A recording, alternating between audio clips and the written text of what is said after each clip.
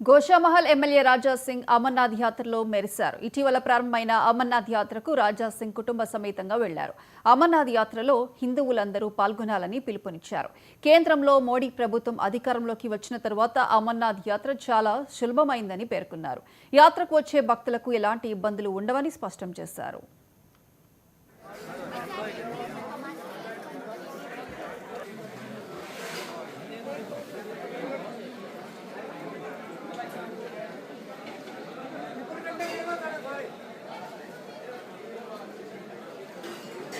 అమర్నాథ్ యాత్ర దాదాపు 150 సంవత్సరాల నుంచి ఒక పవిత్రమైన యాత్ర అమర్నాథ్ యాత్ర నడుస్తుంది.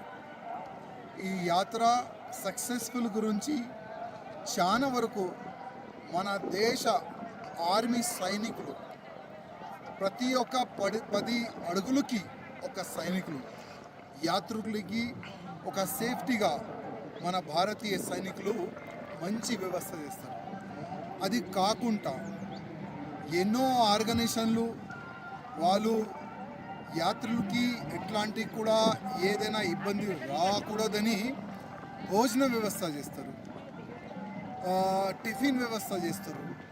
ఎట్లాంటి కూడా యాత్రులకి ఇబ్బంది కాకుండా అన్ని వ్యవస్థ ఈ యాత్రలో ఉంటుంది. ప్రత్యేకంగా ఏంటంటే ఇప్పుడు ఈ పహల్గాం నుంచి ఒక యాత్ర నడుస్తుంది, అదేవిధంగా బాల్తాల్ నుంచి ఇంకొక యాత్ర నడుస్తుంది. ఈ 2 మార్గం నుంచి అమర్నాథ్ గుహ వరకు భక్తులు దర్శనం గురించి వెళ్తారు. ప్రత్యేకంగా ఏంటంటే ప్రతి ఒక్క 100 మీటర్స్కి 500 మీటర్స్కి ఒక మంచి పండాలం ఉంటుంది.